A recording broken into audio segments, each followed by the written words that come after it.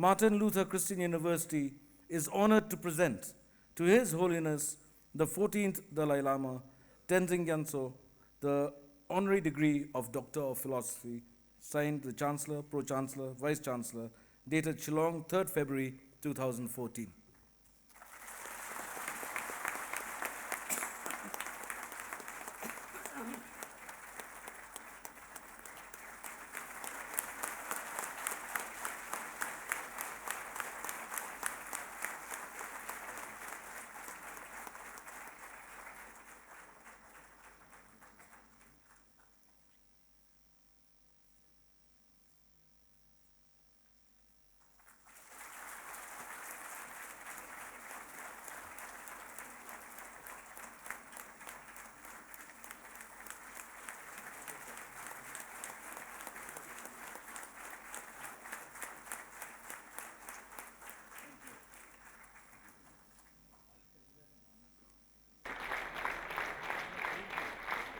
Reggie B. Abraham,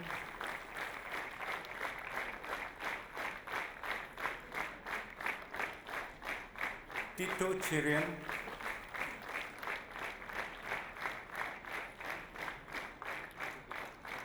Thomas Kuti A.V.,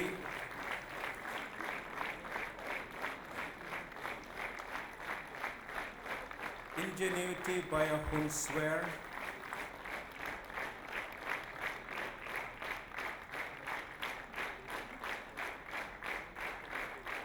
Honorary Shillong,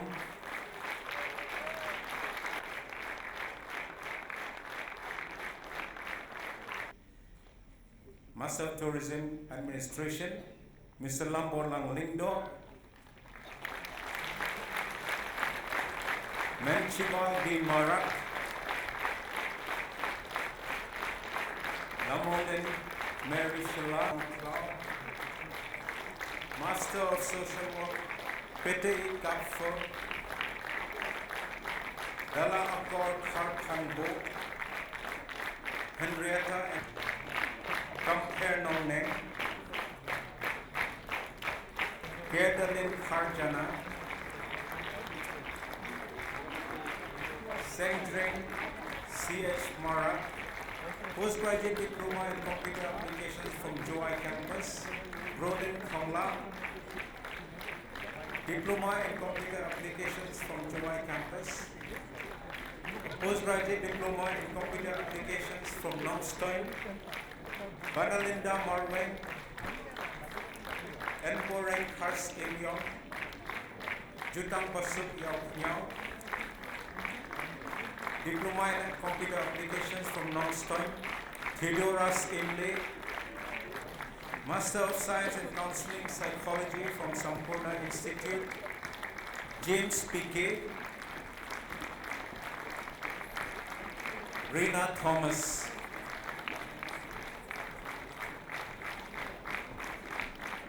Thank you, Your Honorable.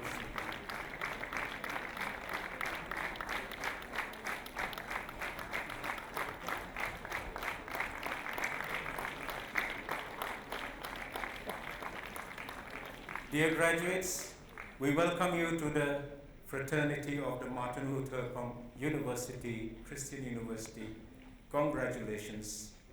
May you now go forward to enrich your careers and serve humanity. God bless you. Please be seated.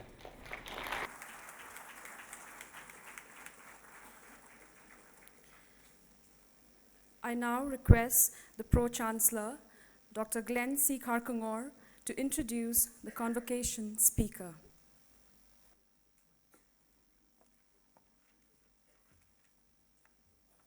Good afternoon to you all. His Excellency, the Visitor of the University and Governor of Meghalaya, Dr. K.K. Paul, His Holiness, the Dalai Lama, the Chief Guest of today's function, Honorable Chief Minister, Dr. Mukul Sangma, the Honorable Sikyong, Dr. Lobsang Sangye, all of the many dignitaries who are over here. There are so many from the community, from the government, from eminent citizens of Shillong. I don't think such a group of the best of Shillong, the elite of Shillong, has ever been in one place. There are so many names that I can say, looking out at the audience here today. I'm not going to say them all, but I'm going to say two names, because these are two people who have been firm supporters of MLCU and have come for every convocation. Thank you very much, Sir Dr. D.D. Lapang. And the other gentleman who has been here for all of our convocations, many of our functions. Thank you, sir. Great support of MLCU, Ba Hoping Stone Lingdo.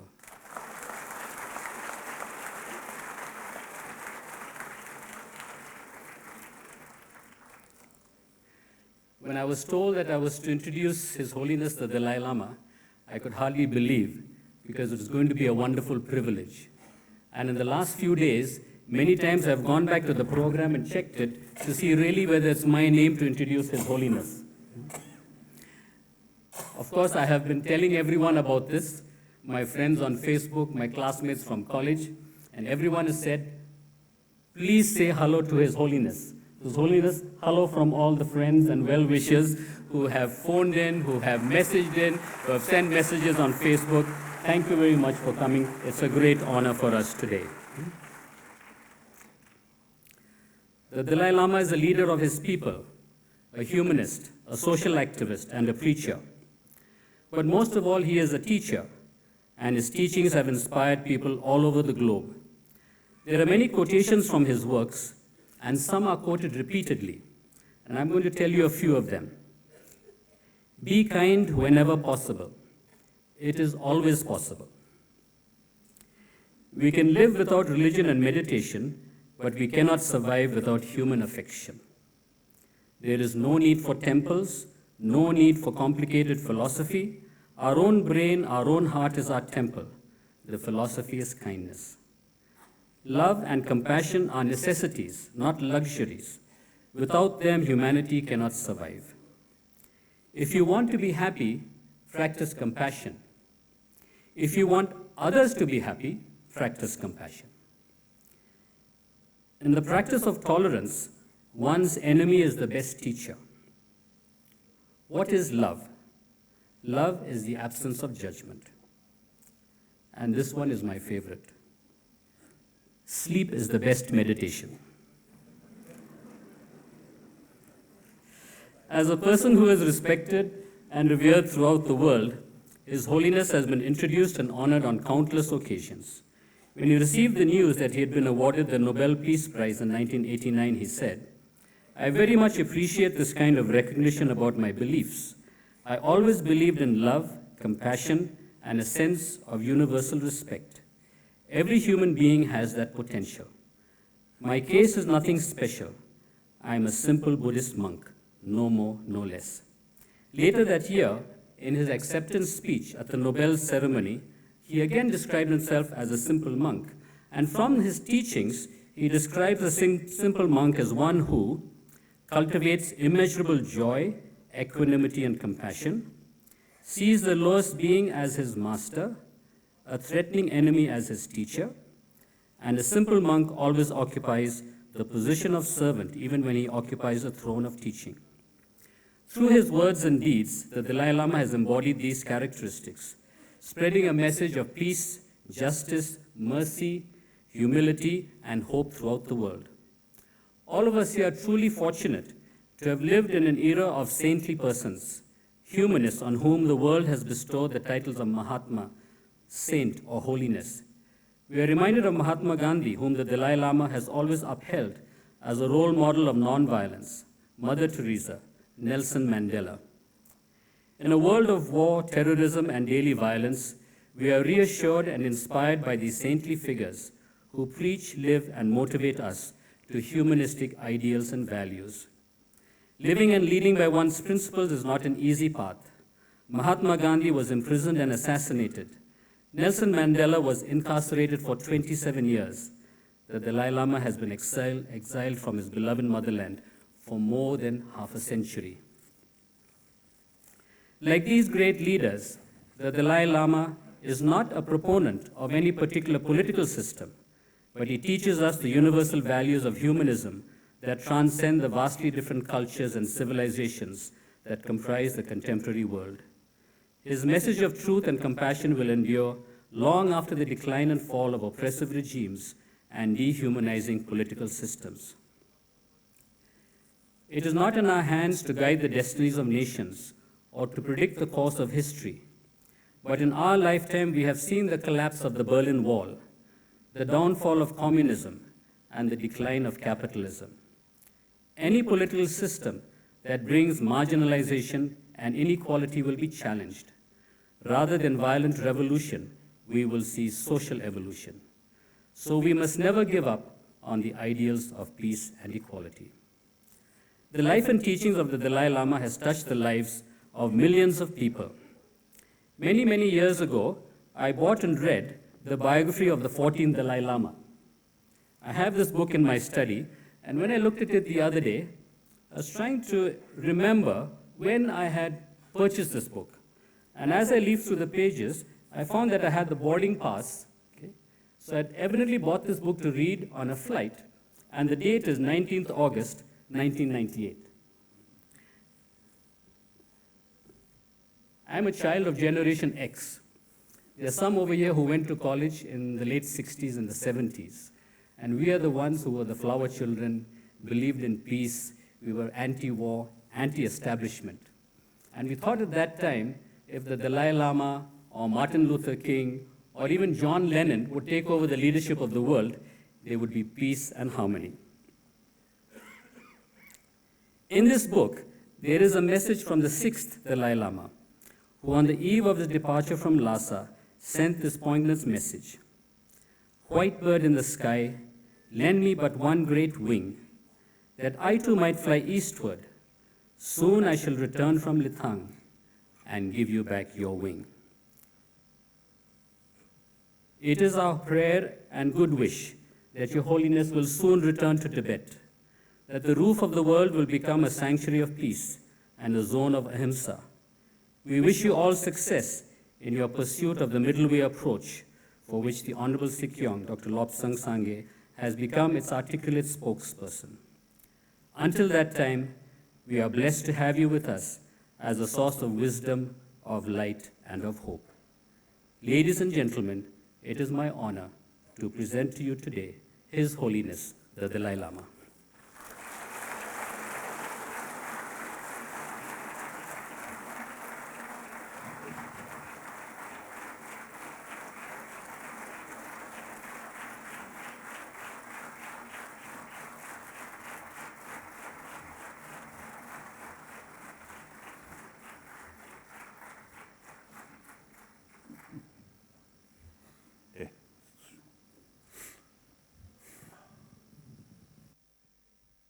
Respected Governor and Chief Minister and Vice Chancellor, Chancellors of these teachers, professors, and particularly those graduates and other guests.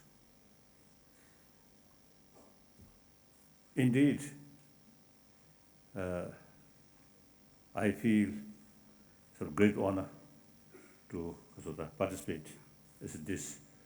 I think some the sacred sort of the function. And then at the beginning, I want to express my deep sort of hearty congratulations to those students now who got this degree. Graduates. So my congratulations. At the same time, I also, you see, want to you, now you really start your real life. Not easy. And also the real opportunity translate all your knowledge into action. Mainly, I think most of teachers and people, I think, expect you, your education, not only for your individual sort of interest or life, future, but interest for the nation, for the state. Then I want to add, India is most populated democratic country. After independence, you see, this country, in spite of some drawbacks here and there, or some problems, but basically very, very stable, peaceful. So building healthy India, naturally, some positive impact in Asia, and not only Asia, but the whole world. So these young graduated sort of people, you have sort of long future. You really can make significant contribution for India as a nation, at the state, and then finally global, humanity. And here another sort of factor, as some mentioned, I think Governor mentioned, India. In the past, I usually say people, and I also feel, Egyptian civilization, Chinese civilization, and then Indus Valley civilization. Among these three, I think eventually, Indus Valley civilization, really produce wonderful human thinkers or philosophers. As I think Governor mentioned, Takshashila and Nalanda and Brikamalashila. Then you mentioned the fourth. What you meant? Huh? Brikamalashila is third. You mentioned fourth. I think you wrote in your paper, I think. Okay. Okay. That I didn't know. I know only these three. So in any way, of course, I'm a student of Nalanda sort of tradition. So I know these Nalanda masters, they are writing. Even, the quantum physics already mentioned there.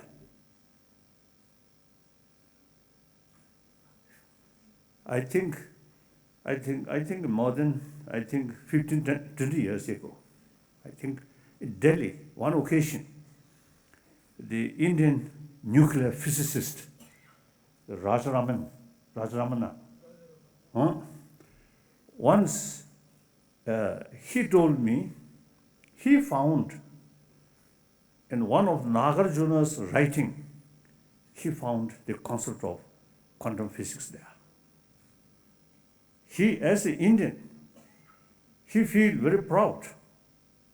Quantum physics in modern world is quite new.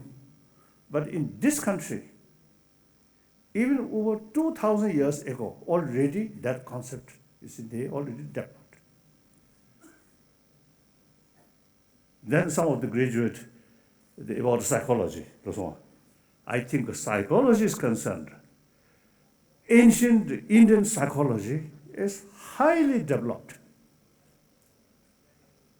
Compare modern psychology, I think India's ancient psychology is truly very, very advanced. So compare the ancient Indian psychology, the modern psychology is like kindergarten level. Really, this is not just my prejudice.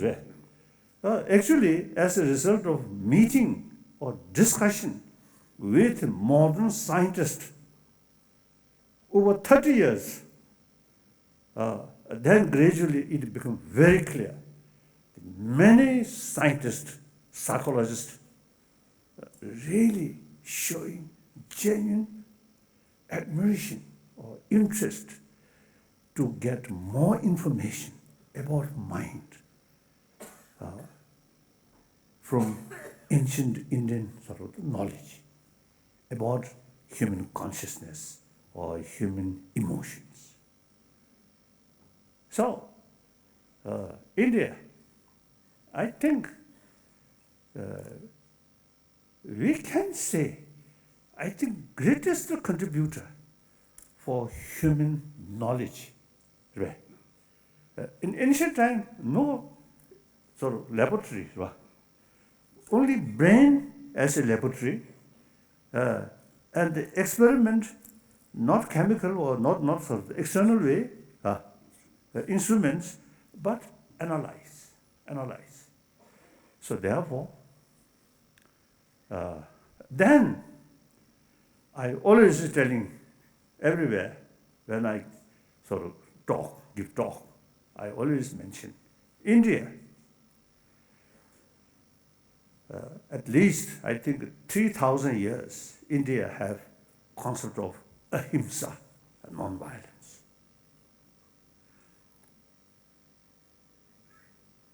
because of that, I think respect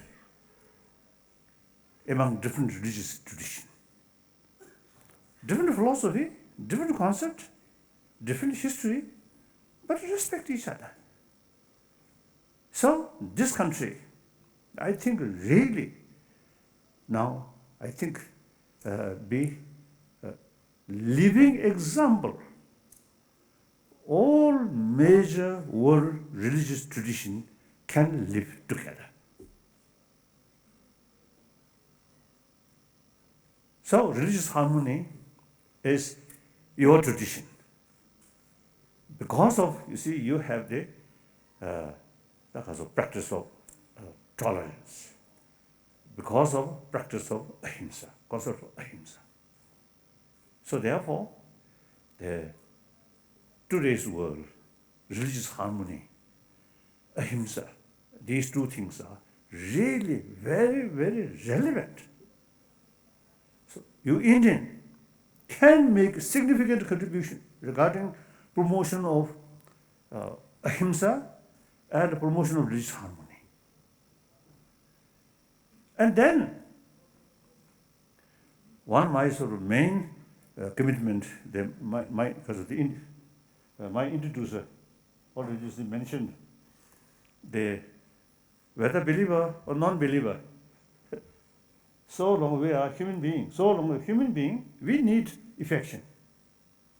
We need compassion. Because affection or warm-heartedness really brings inner strength, self-confidence. That creates calm mind, always relax. If you too much self-centered attitude, then much anxiety, much stress.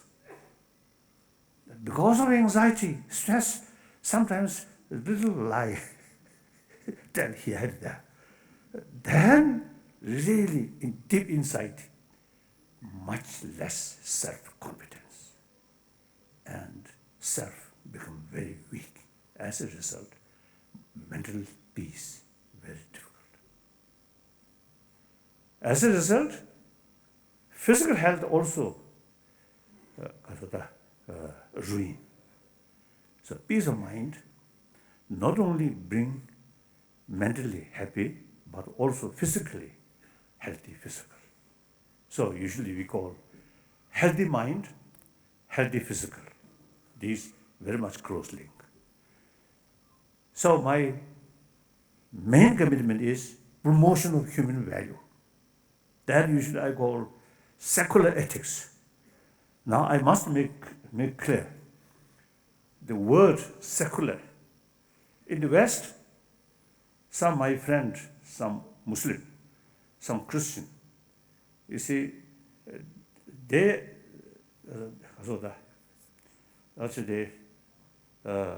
consider secular means a little bit negative towards religion. But according to India, secular means respect all religions. No preference, this religion or that religion, but equally respect. Then also, I think one unique thing is secular means also respect non-believer. I think that is something very unique, very unique. So now today's world, out of 10 billion human beings, over 1 billion actually non-believer. So we have to find ways and means to educate these non-believer, be honest, truthful, compassionate person. These also human being, they also have every right, be happy person, but they do not know what's the real sort of basis of happy life, peace of mind. When we talk compassion, then people feel, oh, this is a religious matter, or forgiveness, or religious matter. That's wrong. Whether you believe religion or not, so long you are a human being, so long you want the peaceful life, peaceful family, peaceful community, We need these basic human values. So, one my sort of commitment is promotion of secular ethics. Now, here also, you Indian made significant contribution. All this my sort of idea, my concept, come from India. I always telling my Indian friend, you Indian, traditionally our guru, we are Chela. And also, you see, sometimes I also is mentioning, we are not only Chela, but also quite a reliable Chela. Sometimes it's Chela, a little bit sort of strange Chela also there. But as far as we concerned, really reliable. That means all the Nalanda knowledge, its own original place, a lot of ups and downs. And then since you see, some centuries now, Nalanda just ruined, nothing there. But during this period, we, as a Chela, kept intactly. So that sufficient proof we are reliable Chela. So in any way, you see, you see, I always telling, I'm simply messenger of India. That means, you see, India's tradition of ahimsa, tradition of religious harmony, and also tradition of secular ethics. So now you should sort of think, should pay more attention about this value, and then, you see, share other people. Through that way, you can make significant contribution for better humanity. In order to do these things, firstly, you yourself, day by day, must sort of gain experience the non-violent principle. And with non-violence, whenever you face some problem, within your own family, within your own friends, they should not go extreme way, violence. Always try to solve through dialogue. So the non-violent practice should be part of your life. Okay. So that I want to share. I think mainly these young students, and then also other people also. We are part of the humanity. We are part of Indian. So we should think more long-term interest. Since you have real potential there, now make use that potential for significantly to better world, better Asia, through your own traditional concept or practice like that. That's one thing. Then, someone already mentioned pessimism really source of failure. Optimism, no matter how difficult it is, keep self-confidence and remain truthful. Then the power of truth never decline. Power of force, power of gun, for short period, or power of violence, short period, yes, very decisive, but long run, very, very weak. Power of truth, immediately may not be very effective, but years, decades, centuries, the power of truth always remain. So, you remain truthful, honest. Then, of course, in the society, we need friend. Friend entirely based on trust. If you remain honest, truthful, transparent, then trust comes. If you remain a little bit, hypocritical way, then how can you develop trust? So therefore, the truthful, honest, these are, I think, very, very important for your own interest. You get more friends, more trusted people, and your name also, you see, get more popular. If you tell lies here and here, if you have some wealth, maybe for a short period, more friends there, artificial friend there, but not very reliable. So real friend come from heart, trust. Trust based on transparent, honest, clear. These are, it's important to combine your knowledge and your basic good human nature, good human nature. These are very, very important. I think British, you see, one way colonize India, but I think introduce education, I think very good. But that alone not sufficient. Your 1,000-year-old, very sophisticated sort of knowledge, these must combine. So I often telling young Indian, modern education, extremely important. Technology, extremely important. But at the same time, there's no point to neglect about 1,000-year-old, your own sort of the knowledge mainly related with mind or inner value. That's very, very important. Clear.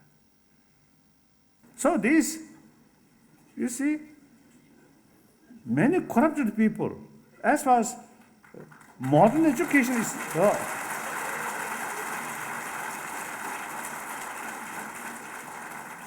I think as far as modern education is concerned, I think these corrupted people, I think really highly educated.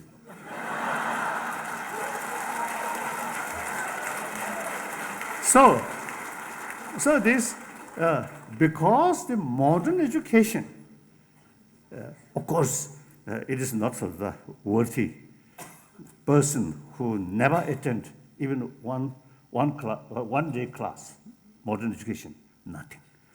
Only so the student of Nalanda tradition, like that. So not sort of the worthy way, not worthy. But you see, many my friend, many America, Europe, educationists and scientists, thinkers, philosophers, we have sort of same view. The existing modern education system is very much oriented about material value. So I think 1,000 years ago, when separate education institutions started in Europe, at that time, the moral ethics side, church took full responsibility. And also family also take sort of the responsibility. So therefore, at that time, the newly established sort of the education institution only concerned about brain. Now time passes, the influence of church a little bit sort of reduced, and the family value also sometimes difficult. So then, education institution alone should take responsibility of both, taking care about brain, taking care of warm-heartedness. Now that part, as the governor, I think, mentioned some sort of research work about the education system, not only administration, these things, I think, you see, now time come, I think, should think how much you can take from ancient Indian sort of knowledge into Indian modern education institutions. This I really feel important. So therefore, sometimes I jokingly is telling, or in front of governor and the chief minister, I feel a little bit sort of kasuda. I mean, too much bold or too much sort of blunt. So India, sometimes I teasing my Indian friend, you always pray to God or to Shivaji and Ganesh, so on. But it seems, you see, you pray to God, offering some flower, some incense, and the real sort of purpose of the prayer is, oh, my corrupted life must be successful.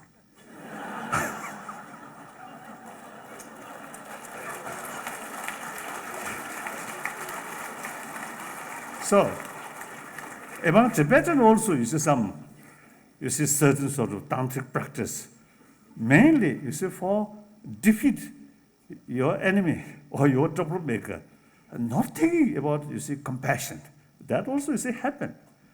Some Indian sadhus also, you see, they, some sort of, nyanga, certain sort of mantra or certain yantra like that. So all this, then we can't blame, you see, these people. Even religion also become instrument for bully other people or cheating other people. So therefore, the only sort of balanced thing is the moral ethics. That's very, very important. I want to share you. Then me personally, last 54 years, now nearly 55, India is my home. But mostly, I remain Western India. Now, although Tawang in this area is a few occasions I visited, but Shillong I never been. Now, this is the first time. So a person who mainly reside in West India now reach East India. Wonderful. The place really very nice. So then, when you mentioned the name of this graduate, you see, immediately you got the impression, oh, something different person, different people. Name, this is something different, isn't it? So I think this, the modern India, I think truly multi-culture, multi-linguist, multi-religion, multi-racial. I think wonderful. Almost, you see, I felt, you see, India itself something like United Nations. Isn't it? East India, South India, West India, North India, different people, different language, different script, certain sort of, I think, different lifestyle. But all live harmoniously. So that's, I really feel, greatness of India. This itself is a good example to rest of the world. Different language, different script, but for common interest, live together happily. Clear. Sometimes my friend, some Chinese, my friend, you see, when we met, I telling them, you should learn from India. Because you see, some Chinese hardliners, they consider, you see, Tibetan have their own script, their own language, so they consider this is the danger, source of danger to separate. So it is not necessary. Look, India, it's a different script, but happily live together for common interest. Now European Union also is a very good example. For common interest, use human intelligence, more wider perspective sort of way, then common interest is more important. So we not seeking separation from China. People from China. for common interest, for economies of the development is concerned, remain within the People's Republic of China. It's our interest. Provide our unique language, unique script, culture must preserve. Then also, you see, I think Governor mentioned the ecology. Tibetan ecology must preserve fully. Then it is mutual benefit. Tibetan Buddhism, Tibetan compassionate culture, immense helpful to Chinese people. And economy field, China can help immensely our material development. I hope eventually Tibetan also become materialistic people. I don't think. So these, you see, very much depend on our education. So that I just to say, want, so that just I felt, so I express. And Karlhasson. I think that's all. So then, of course, I very much appreciate you also give me the honorary degree. So I myself must say congratulations.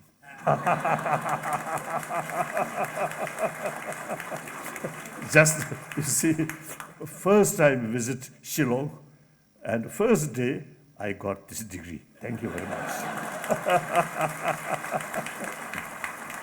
So, thank you.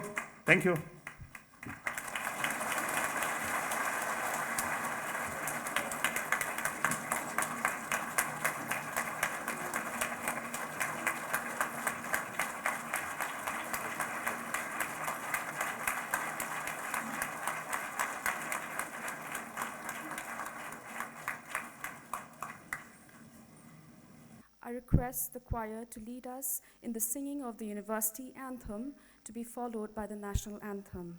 I request the audience to kindly stand.